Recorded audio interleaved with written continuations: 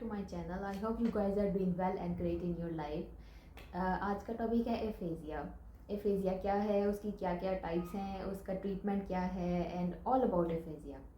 So we will start from the definition of aphasia. Aphasia is actually a language disorder which means without speech. यानी जिसमें speech नहीं होती.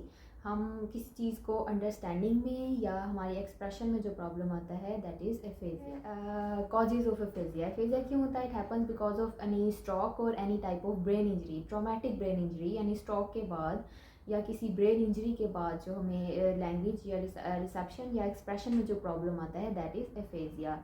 Aphasia mostly जो है वो adults को होता है यानी बड़े लोगों को होता है, बच्चों को. फिर आ जाता है टाइप्स ऑफ एफेजिया. यानी 2 major types are Broca aphasia and Wernicke aphasia. और एक और टाइप जो है जिसको हम इस कैटेगरी में इन्वॉल्व नहीं करते, अलग से कैटेगराइज करते हैं, वो है anomic aphasia. Now we will differentiate between Broca aphasia and Wernicke aphasia. What is the difference? Wernicke aphasia is the damage to the temporal lobe of the brain, whereas Broca aphasia is damage to the frontal lobe of the brain. Wernicke aphasia is actually a sensory aphasia, whereas Broca aphasia is motor aphasia. Wernicke aphasia is receptive aphasia, which means problem in the understanding of things that are happening around us, whereas Broca aphasia is a form of expressive aphasia. The reception is fine, but there is problem in expression. Means the person cannot explain कि वो क्या कहना चाहता है, वो communicate नहीं कर पाता. उसको समझ आ रही होती है कि उसके इर्द गिर्द क्या हो रहा है, but वो कुछ कह नहीं पाता. That is expressive aphasia, which is Broca aphasia. Wernicke aphasia is kind of fluent aphasia, whereas Broca aphasia is non-fluent aphasia. अब फ्लुएंट और नॉन फ्लुएंट का क्या मकसद है? फ्लुएंट मीन्स कि उस बंदे को, क्योंकि वर्निक एफेजिया जो है, Wernicke aphasia is receptive aphasia which means problem in understanding. उसको अंडरस्टैंडिंग में प्रॉब्लम है. बंदा कुछ ना कुछ बोलता ही रहता है. उसकी स्पीच फ्लो जो है वो बिल्कुल एडिकेट होती है, फ्रेज लेंथ भी ठीक होती है, but his speech is unintelligible, यानी हमें समझ नहीं आती वो बंदा क्या कह रहा है. Whereas in Broca aphasia the speech is non fluent, which means बंदा बोल ही नहीं पा रहा. ब्रोकन वर्ड्स होते हैं, ब्रोकन सेंटेंसेस होते हैं, बहुत शॉर्ट चीज़ों में वो बोलता है, यानी बोलना कुछ चाहता है और बोलता कुछ है. That is non fluent form of aphasia. मतलब फ्रेज लेंथ जो है वो बिल्कुल ख़राब होती है और उसके जो वर्ड्स हैं वो बिल्कुल भी समझ नहीं आता कि बंदा क्या कह रहा है, वर्ड्स को मिस आर्टिकुलेट करता है. That is. फिर एक और टाइप आ जाती है which is anomic aphasia. Anomic aphasia means problem in naming the things, people and the location. यानी किसी बंदे को ये पता होता है कि उसके पास जो बंदा खड़ा है वो कौन है, लेकिन वो उसको नेम नहीं कर पाता. या किसी चीज़ का उसको पता होता है कि ये चीज़ क्या है, लेकिन उसको नेम नहीं आ रहा होता. तो दैट इज़ एनोमिक एफेजिया. यानी problem in the naming things, words and people although they know what the thing is or what the person standing near to him is, कि उसका उस बंदे से क्या रिलेशन है, लेकिन वो उसको नेम नहीं कर पाता. That is anomic aphasia.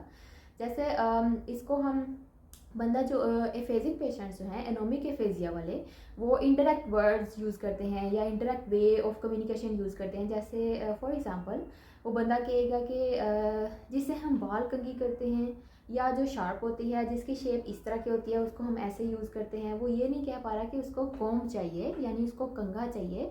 वो कह रहा होगा कि the thing that is sharp, pointy और that has lots of bristles and that we use to comb our hair.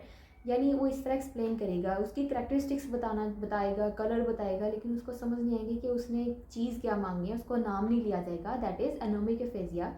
और इस कंडीशन को कि उस चीज़ के इर्द गिर्द घूमना, कि ना बता पाना कि मुझे कंघा चाहिए, ये कहना कि वो लॉन्ग होता है, शॉर्ट होता है या उससे बाल कंघी करते हैं, that is circumlocution. Circumlocution means कि उस चीज़ के इर्द गिर्द वो घूमता है, उसको पता है उसको क्या चाहिए लेकिन वो कह नहीं पा रहा होता. That is circumlocution. Global aphasia भी इसकी एक काइंड ही है.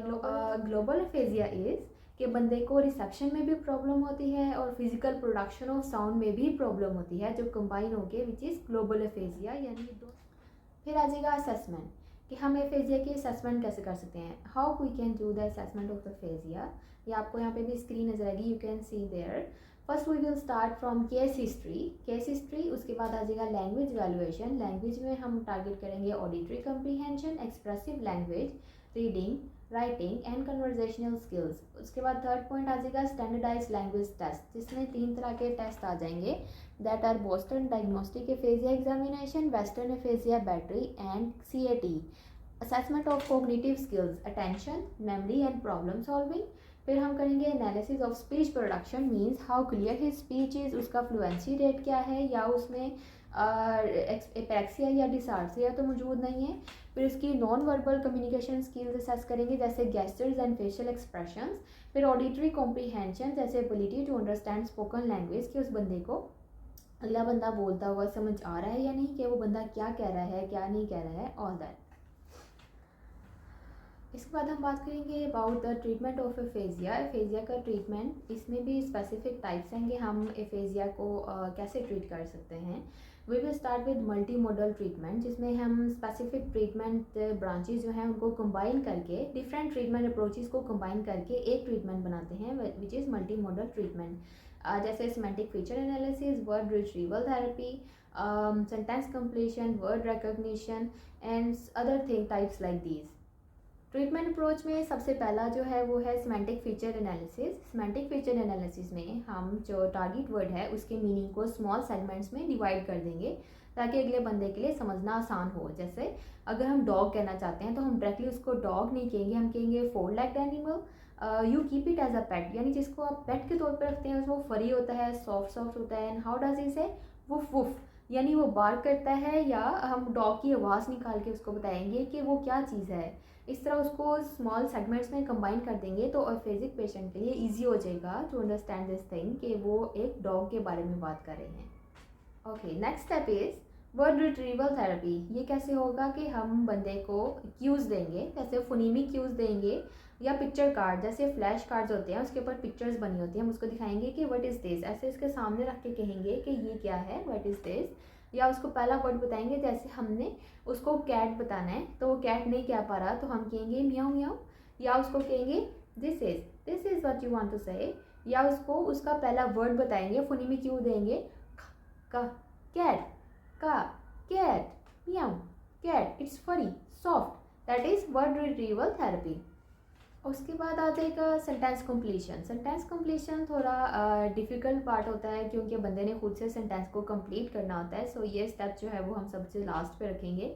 जैसे एफेजिक पेशेंट को एक हम पार्शल सेंटेंस बताएंगे और उसको कहेंगे कि complete the sentence. For example, I want, फिर उसको पूछेंगे यस, ऐसे इशारा करेंगे कि वो क्या चाहता है। I want food, water, I want sleep, I want to sit, I want to stand. जैसे आई वांट, आधा सेंटेंस हमने बोल दिया, बाकी का जो है वो पेशेंट कंप्लीट करेगा according to his need. He will try to put some words in that sentence. इसी वे में उसकी मेमोरी जो है, मेमोरी में जो वर्ड्स उसके स्टक हैं, जो वो बोल नहीं पा रहा है, इस तरह से उसकी वो रिट्रीव हो जाएंगे and he can say what he wants to say. Next is melodic intonation therapy. Melodic intonation therapy सबसे famous and widely use therapy treatment है एफेजिया के पेशेंट्स के लिए। इसमें क्या होता है कि हम ब्रेन के जो मेलोडी और इंटोनेशन वाला जो पार्ट है, यानी राइट हेमिस्फेयर है जिसमें म्यूज़िक हमारा जो है वो प्रोसेस होता है, उस पार्ट को टारगेट करते हैं बंदे की मेमोरी को रिट्रीव करने के लिए, यानी उसको एफेजिया का फैक्ट से वापस लाने के लिए, उस बंदे को normal understanding and normal speaking पे लाने के लिए हम मेलोडिक इंटोनेशन थेरेपी यूज़ करते हैं। जिसमें क्या होता है कि हम बंदे को म्यूज़िक के साथ उनको कम्युनिकेट करना सिखाते हैं और अंडरस्टैंड करना सिखाते हैं कि उन्होंने किस टोन पे क्या चीज़ बोलनी है। इसका एक स्पेसिफिक स्टेप होता है। फॉर एग्ज़ाम्पल, सबसे पहले हम बंदे को उनका लेफ़्ट हैंड से उनको टैप करेंगे कि suppose this is a table, तो आपने बंदे को सामने टैप करना है, टैप टैप टैप, यानी आप टैप करेंगे। जो सेंटेंस आपने बोलना है उतने आपने टैप करने हैं। जैसे आई वॉन्ट फूड, तो आई वॉन्ट फूड, पहले हम लेफ्ट हैंड को टैप इसलिए करेंगे ताकि वो राइट हेमिस्फेयर को एक्टिवेट करे, म्यूजिकल सेक्शन को एक्टिवेट करे, ताकि बंदा अवेयर हो कि उसने क्या कहना है। आप यू गाइस नो कि जो right side of the brain है वो लेफ्ट को कंट्रोल करती है, और जो लेफ्ट साइड है वो राइट बॉडी पार्ट को कंट्रोल करती है। हमें राइट ब्रेन को टारगेट करना है, इसलिए we will use our left hand. जैसे उसको इंटोन करवाएंगे कि वो हमारे पीछे, फॉर एग्जांपल हम पेशेंट को कहेंगे कि हमारे पीछे रिपीट करे as we are saying. First he has to tap I want food. इसमें 3 सेगमेंट्स हैं, आई वांट एंड फूड। सबसे पहले वो टैप करेगा, 3 टाइम्स टैप हो गया, then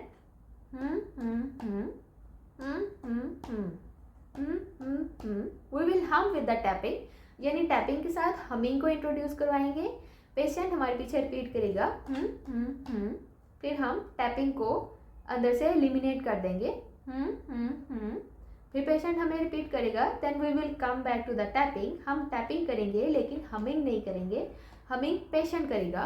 we will just tap and ask the patient to repeat the humming after us, यानी हमारे पीछे वो म्यूजिक को हम करें। जैसे I will do the tapping and the patient will do the humming. जैसे I want food, I want food, I want food. इसके बाद I will only do the tapping, मैं सिर्फ टैपिंग कंटिन्यू रखूंगी and the patient will repeat like this. He will first say I want food, I want food, फिर I will eliminate the tapping and only हम।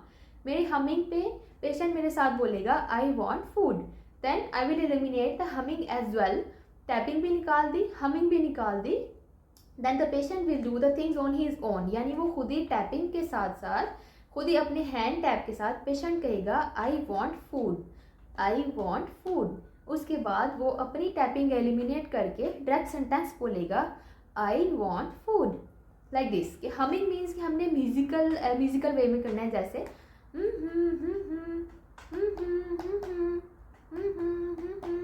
Humming. इस तरह हम patient को सिखाएंगे कि उसने अपनी musical parts of the brain को कैसे एक्टिवेट करना है टू से the sentences. This was all, I hope you guys liked it. और आपको वीडियो में जो भी कंटेंट था वो इजी लगा होगा, कुछ भी मुश्किल नहीं लगा होगा एंड कुछ भी फनी ऑफ कोर्स नहीं लगा होगा, because melodic intonation therapy is itself very kind of funny. कि आप पेशेंट के सामने बैठ के हमिंग कर रहे हैं एंड ऑल, थोड़ा मुश्किल भी होता है, but it's the only thing that works on a different basis. के ज़्यादा अच्छा जो वर्क करता है वो मेलोडिक इंटोनेशन थेरेपी ही है, इसलिए वर्ल्ड वाइड सिर्फ ये यूज़ होती है।